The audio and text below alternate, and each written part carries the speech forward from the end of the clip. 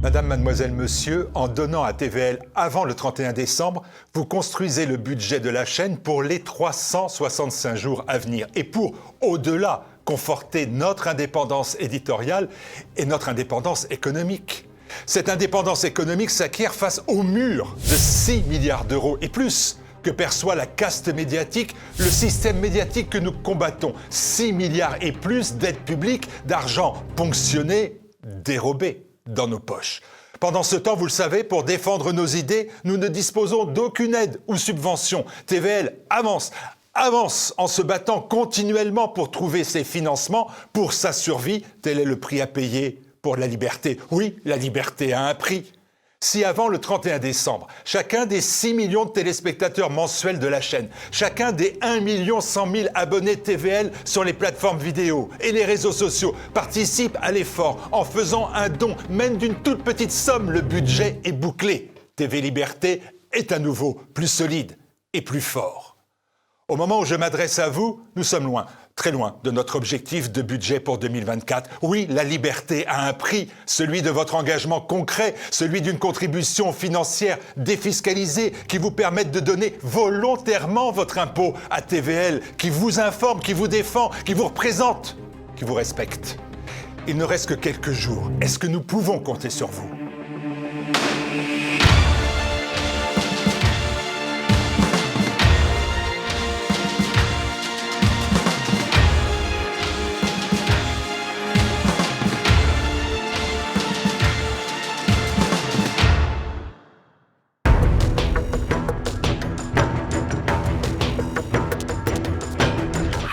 Il est reporter, comme le héros de la bande dessinée Tintin. Martin Pelletier a fait une belle et longue carrière dans la presse non conformiste, classé auteur hors système, voire anti-système. Il a conservé ce statut, dit-il, par paresse ou par fierté. Martin Pelletier, bonjour. Bonjour. Vous revenez sur TVL pour un ouvrage aux éditions du Verbe Haut, Le procès Tintin. Dans une note qui figure en exergue de l'ouvrage, ne pouvant utiliser les noms de Tintin et Milou, vous êtes allé chercher leurs avatars dans un métavers parallèle, c'est à la mode, et vos héros sont donc Pimpin et Bilou. Et pourquoi tant de précautions ? Eh bien parce que le Tintin, les droits sur Tintin, sur les produits dérivés sur l'image, sont détenus par une société qui s'appelle Tintimagination, qui était hier Moulinsart, qui elle-même est détenue par un libraire anglais qui a épousé la seconde femme de Tintin, Fanny, et qui aujourd'hui a une conception très limitative de la liberté d'expression, de la liberté de la presse. Il fait énormément de procès.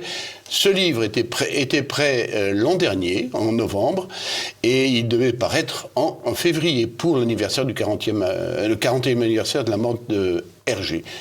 Eh bien, nous avons passé 1 an à nous débattre avec des avocats pour le sortir. Et je dois dire que j'ai une grande estime pour l'éditeur qui a osé faire tout ce travail. Sylvain Durin, pour ne pas le nommer. Il y a 400 livres, Martin Pelletier, 400 livres consacrés à Tintin, la bande dessinée européenne qui est la plus populaire du XXe siècle au moins.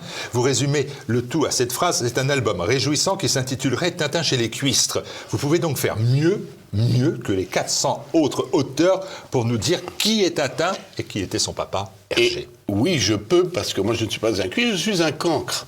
Et pendant que tous ces braves gens faisaient des tests de sociologie, moi je lisais Tintin. Et un procès se mène sur des faits. Donc il faut établir des faits. Et je fais tout en loin un gros travail de lecture de Tintin. C'est pas un travail, c'est un véritable plaisir. Je me souviens quand j'ai appris à lire dans Tintin et dans Le Monde. Je pleurais en lisant Le Monde et je riais en lisant Tintin. Donc je l'ai décortiqué, mais vraiment de la façon la plus précise, et toutes les éditions, évidemment, pas seulement l'édition courante. Ce qui fait que ce simple fait permet de réfuter absolument toutes les théories plus ou moins vaseuses sur Tintin, on en connaît tous, sur Tintin homosexuel, Hergé raciste, on a tout dit. Mais il faut simplement se reporter à la réalité des sources, c'est-à-dire aux 23 albums de Tintin. Eh bien, on va s'y reporter. Déjà, tout d'abord, Tintin, de toute son existence, n'aura eu qu'un seul papa, un seul père, Hergé, un père qui, dit-on, a créé son personnage principal en 5 minutes pour reprendre les traits d'un autre héros qu'il dessinait, qui s'appelait Totor. Vrai ou faux ? Alors, 5 minutes, j'étais pas là. Mais effectivement, Hergé avait une facilité extraordinaire. D'ailleurs, c'est pas seulement un auteur de bande dessinée. Il a été affichiste, il a été illustrateur. Il travaillait très vite et très bien. Sur les 4 ans de la guerre, parce que 5 ans de la guerre, la Seconde Guerre mondiale, il a fait commencer 6 aventures. C'est totalement impossible aujourd'hui. Il avait vraiment une puissance de travail très rapide, très forte, pardon. Et il a effectivement créé ce personnage sans difficulté, parce que il était scout lui-même, Hergé, il avait été scout lui-même, et il l'a sorti de lui-même, comme ça. D'ailleurs, il disait, à la fin de sa vie, parodiant Flaubert, qui disait « Madame Bovary, c'est moi », et il disait « Tintin, c'est moi », et personne, absolument personne ne peut lui donner la vie à part moi. C'est d'ailleurs pour ça qu'il n'y a pas eu d'autres aventures de Tintin après la mort d'Hergé. Comment définiriez-vous Tintin comme reporter? Qu'est-ce qui fait ses caractéristiques, ses singularités? Tintin, pour première caractéristique, qui n'écrit jamais. Il écrit un seul papier, et alors là, il est fleuve. On le voit parce qu'il y a des dizaines de feuillets. C'est dans Tintin chez les Soviets. Et depuis, il n'a pas trouvé le temps d'écrire. Ça, il est devenu très moderne, parce qu'il y a beaucoup de reporters qui ne trouvent pas le temps d'écrire aujourd'hui. Eh bien, sinon, Tintin, c'est quoi? Tintin, c'est un globe-trotter, c'est un reporter, tout ce qu'on veut, mais surtout c'est Tintin et Milou. Ce sont 2 copains qui font toutes leurs aventures ensemble. Oui, parce que Tintin a effectivement son alter ego, c'est Milou, c'est son adjoint. C'est un petit fox terrier qui parle, qui enquête, et comme vous le dites, qui a pour premier souci, comme volonté, comme démarche intellectuelle et personnelle, de boulotter, c'est-à-dire de manger. Oui, il a grand faim, Milou, et c'est très bien. Il n'a pas seulement grand faim, il a grand soif. Si vous le voyez dans l'île Noire, il se met sous une fuite d'un tonneau de whisky et il boit. Mais il boit beaucoup d'autres fois. Il est très copain avec le capitaine Haddock. Hein. En toute occasion, il ne manque pas de boire. Et la dernière fois qu'on le voit vraiment beaucoup boire, c'est dans Tintin au Tibet.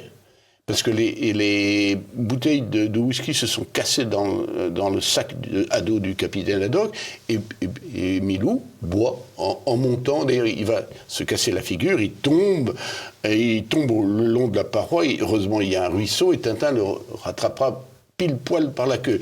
Mais donc, Milou et le capitaine Haddock sont chargés d'exprimer tous les plaisirs ou tous les vices que ne se permet pas Tintin, qui a quelque chose d'angélique et de moralisateur. Enfin, Tintin de la fin, parce que Tintin au début, dans Tintin chez les Soviets, jusqu'en Amérique, il est très vivant, c'est un farceur, il aime bien se moquer des autres et de lui-même, c'est un fils d'une certaine forme d'esprit bruxellois qu'on appelle la Schwanz, c'est se moquer de tout le monde, y compris de soi-même.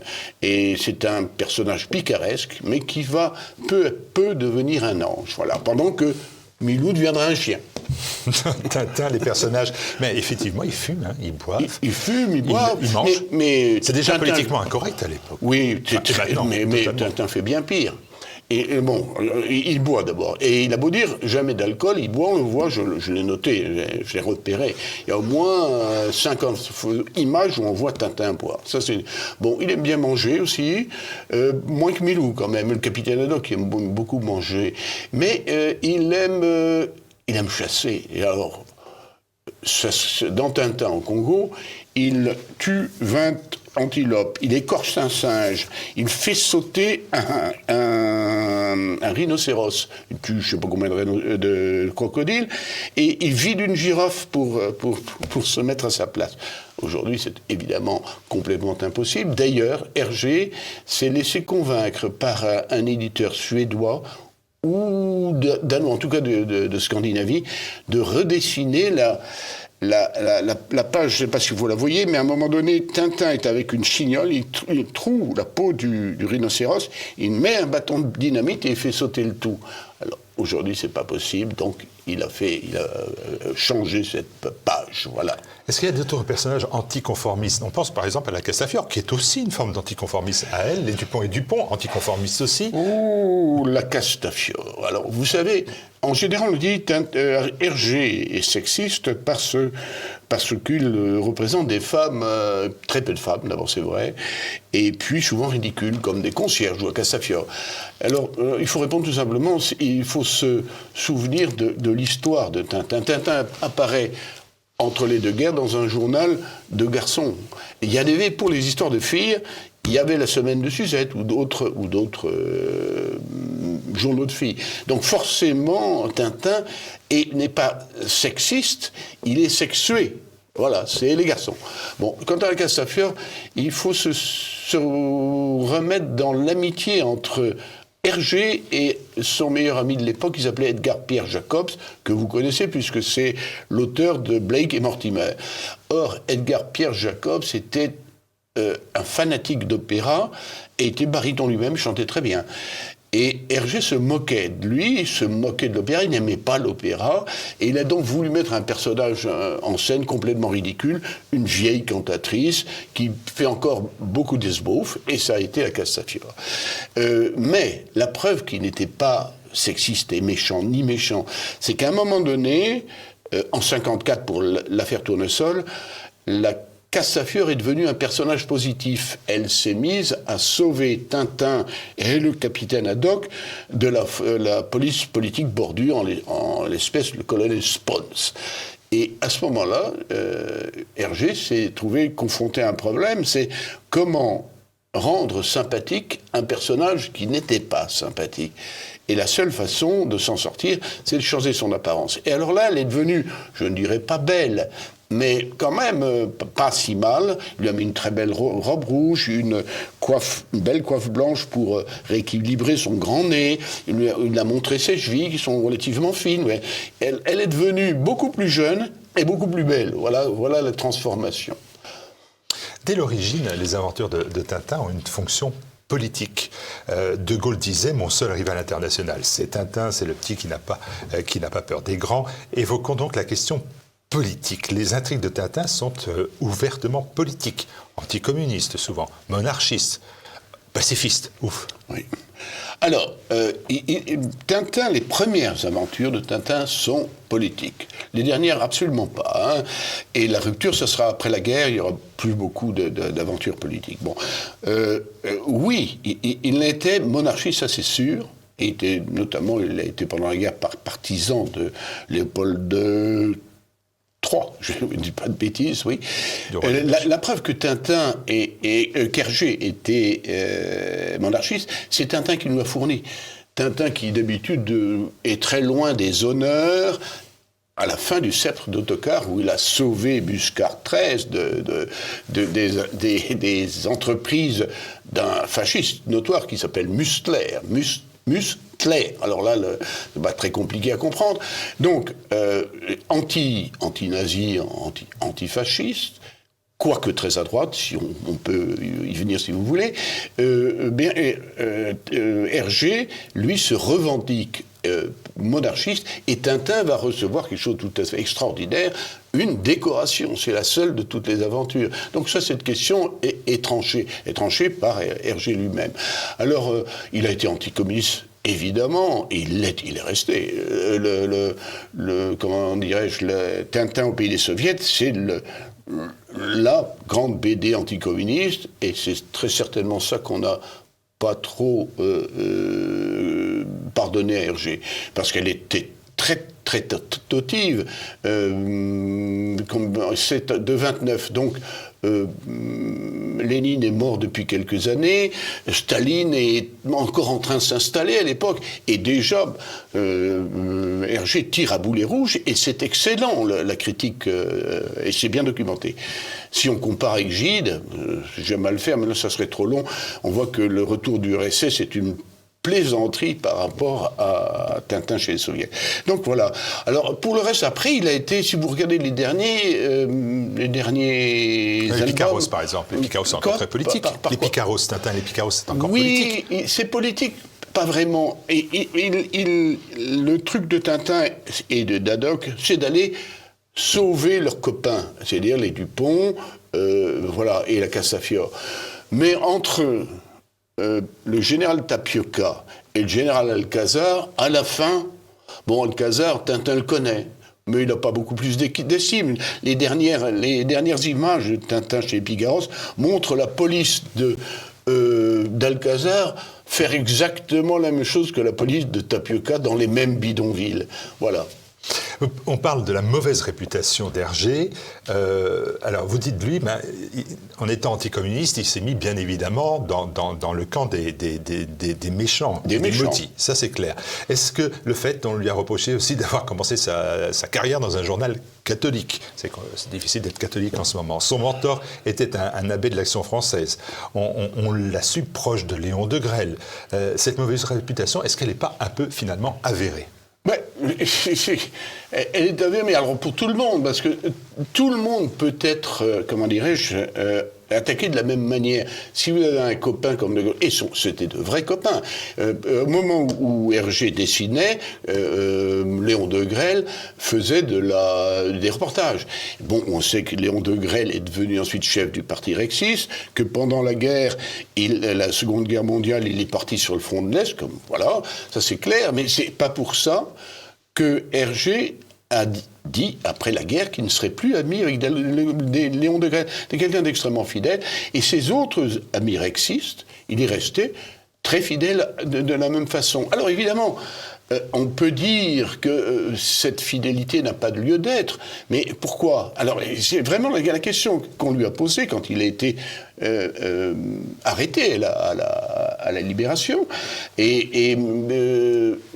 Arrêté, et même il a fait 1 jour de prison, mais le substitut du procureur du roi n'a pas osé aller plus loin parce qu'il se serait ridiculisé.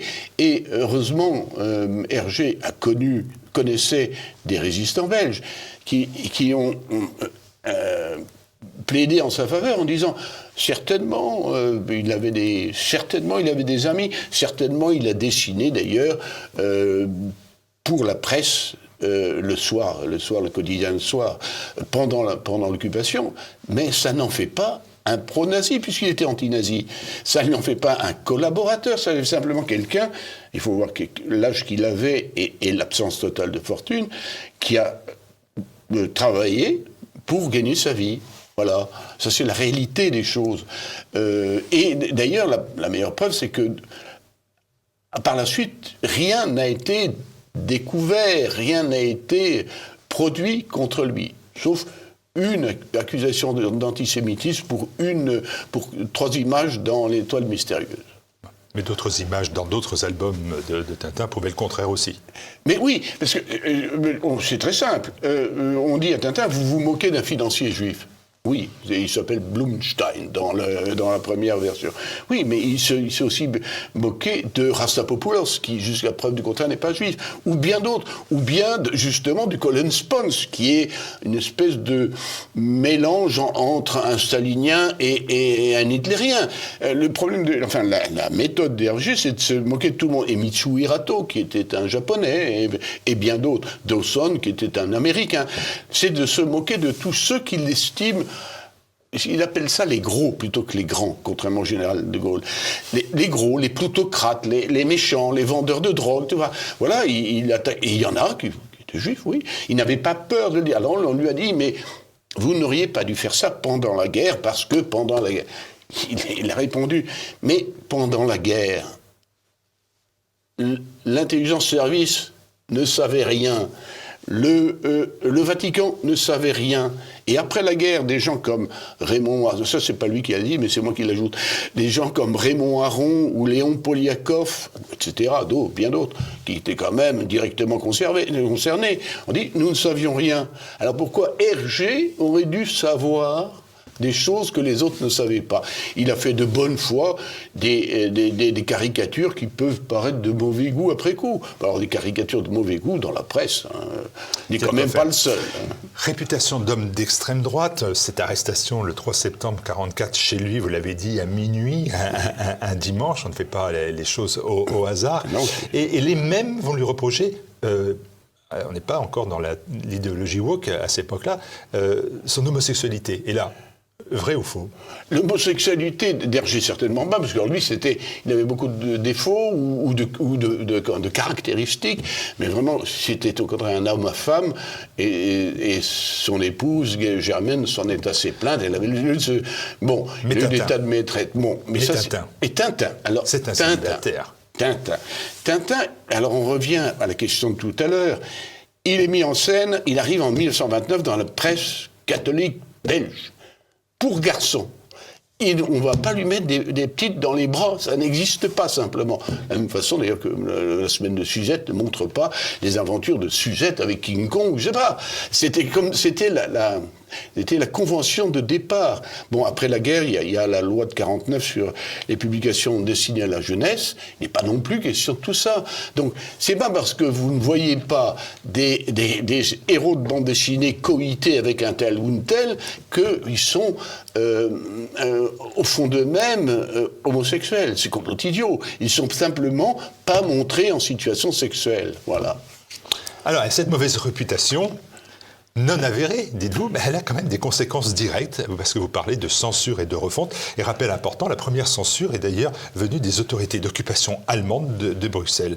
Voilà, et puis l'acharnement contre Tintin au pays des soviets. La commandanture à Bruxelles a estimé que l'île Noire était un album beaucoup trop pro-anglais. D'ailleurs, moi je ne suis pas la commandanture, mais je trouve aussi que c'est beaucoup trop anglais. Seulement, je n'ai pas de pouvoir de censure, et si j'avais le pouvoir de censure, je ne ferais pas de censure. Donc ils ont censuré Tintin à Bruxelles, voilà. Mais après, le pauvre a été donc censuré, on en parlait tout à l'heure, il y a la petite censure du rhinocéros, hein, qui a sauté, si j'ose dire. Il y a la réécriture d'Île Noire, c'est autre chose. C'était pour être mise au goût du jour. Mais il y a Tintin Congo, mais alors c'est maintenant que ça se passe, ça se repasse. Vous êtes au courant peut-être que la nouvelle édition de Tintin au Congo paraît avec un bandeau pour mettre en contexte le contenu, pour dire que, attention, il faut le lire un peu comme sur la cassette d'Autant porte le vent, il faut savoir que c'est mal de regarder et mal de lire Tintin au Congo. Mais c'est vraiment une sottise d'intellectuels de gauche occidentale, ça, parce que au Congo, la population qui est noire, jusqu'à preuve du contraire, ça l'a fait beaucoup rire. Et le Tintin au Congo est un des best-sellers là-bas. Ça les fait rire et ils trouvent cette œuvre très bien. Mais alors, les intellectuels de gauche occidentaux sont mangés de mauvaise conscience pour tout et pour rien. Donc ils se sont imaginés que c'était raciste. Voilà. Bon, c'est même pas la peine, il faut le constater. Mais aujourd'hui, dans la révolution mentale qui se passe, tout peut être considéré comme une offense contre quelqu'un. Si je vous dis que, naturellement, si je fais sauter un rhinocéros, je suis anti-animaliste. Voilà, hein, c'est clair. Si je montre une personne noire qui a un col de fourrure en plein été, je suis raciste anti-noir. Et tout à l'avenant. Moi, je dis, on pourrait aller beaucoup plus loin. Est-ce que vous vous souvenez peut-être de l'or noir ? L'or noir, où Abdallah, le petit garçon insupportable, reçoit 2 fessées, une du capitaine Haddock et une de Tintin, peut-être une aussi du colonel Smith, enfin du capitaine Smith.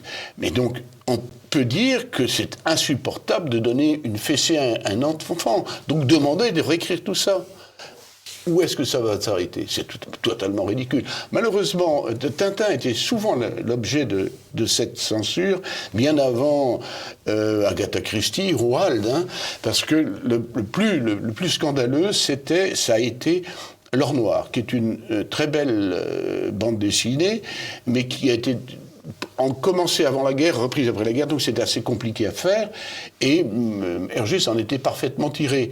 Mais il y a 14 planches qui montrent Tintin arrivé en Palestine, où il y a à l'époque, c'est encore le mandat britannique, et c'est la lutte de l'Irgun contre les Arabes. Et Tintin rentre là-dedans, il se fait grenader d'ailleurs une fois et enlever une autre fois. Alors pour le coup, l'éditeur anglais de Tintin a exigé que ce soit redessiné entièrement, ce que Hergé a accepté la mort dans l'âme, parce que c'est la clé pour le marché anglo-saxon. C'est-à-dire des dizaines de millions et personne n'est parfait. Quand on propose des dizaines de millions d'albums, vous faites une bêtise. Et il a fait une bêtise, il a redessiné. Ça n'a plus ni queue ni tête. Vous lisez la version aujourd'hui actuelle de L'Or Noir, c'est bête comme chou, mais ça fait plaisir. Il a été censuré et il a accepté sa censure. Voilà, comme il avait accepté celle de la commandanture. On accepte toujours la censure de la commandanture, quel que soit son nom et quelle que soit l'époque. Dont acte. Papin et Bilou ont scruté donc pour nous, vous avez scruté pour nous les 23 albums signés Hergé, des soviets au Picaros que j'évoquais. Il est temps, parce qu'il nous reste que 3 minutes, il est temps que vous nous donniez, qu'il nous donne, ces Papin et Bilou, la réponse à une vraie question. Comment expliquer le succès mondial Tintin au cinéma? Le fait qu'un enfant de 2023 lit avec autant de passion des aventures que son grand-père, ou même son arrière-grand-père, à son âge, découvrait avec émerveillement d'où vient ce succès. Eh bien, la réponse est simple, j'en sais rien. J'en sais strictement rien. Je crois que... Vous n'allez pas vous en sortir comme ça, Martin. Je crois que c'était le naturel, Hergé, quand il disait Tintin, c'est moi, il mentait pas. Il a fait ce petit personnage qui était au départ un diablotin, hein, et qui est devenu, en vieillissant un an, je crois que la façon d'évoluer de Tintin a suivi celle d'Hergé. Hergé qui était plein d'allant, très drôle, bon copain, et qui a subi après la guerre donc cette espèce de coup sur la tête quand même, d'être emprisonné, d'être traité de tous les noms, et qui est peu à peu pris un véritable recul, qui a beaucoup réfléchi. En même temps, il avait ses problèmes personnels, des problèmes souvent psychologiques ou des problèmes de couple. Hein. Et à un moment donné, il haïssait vraiment Tintin, il en avait marre. Et puis, il a fait l'effort quand même de continuer un peu pour les autres, parce que tout le monde aimait Tintin précisément, et il a approfondi à la fois ses personnages et ses intrigues, et là il a pondu en quelques années 7 ou 8 chefs-d'œuvre, et puis à un moment donné, il s'est lui-même fatigué à la tâche, et en 63, les bijoux de la Castafiore, et 83, sa mort, il a fait deux petites crottes des péchés de vieillesse qui ne signifient pas grand-chose. Mais il avait, pendant très longtemps, gardé, malgré ses difficultés, une tension interne et un désir de raconter qui ont fait merveille. Voilà. Je crois que pour moi, il avait du génie, comme Balzac. Hein. C'est plus que Flaubert, à mon avis. Bon, j'aime bien Flaubert aussi, mais plus que Flaubert. C'est pas un gueuloir. Dites-moi, Martin Pelletier, puisqu'il nous reste 30 secondes maintenant, une dernière et ultime question. Si j'avais à me plonger dans l'œuvre de Tintin, d'Hergé et de Tintin, par quel bout commencerais-je? Quel est l'album que je prendrait en priorité? Ou est-ce qu'il faut suivre l'ordre chronologique? Moi, je crois que c'est exactement l'ordre chronologique. Commencer par Tintin chez les Soviets, et puis vous pouvez vous arrêter au bijou de la Castafiore. Là, Hergé commence à détruire son univers, mais c'est encore le moment où il n'est pas encore détruit. Donc, tout est encore merveilleux. C'est comme 1788, le temps de la douceur de vue. 1788, c'est juste avant 1789. Eh bien, la même chose pour les bijoux de la Castafiore sont un des très bons Tintins. Le meilleur étant Coq en stock. Coq en stock. Bon, voilà, c'est bon. Journaliste. Merci beaucoup, Martin Pelletier. Je vous en prie.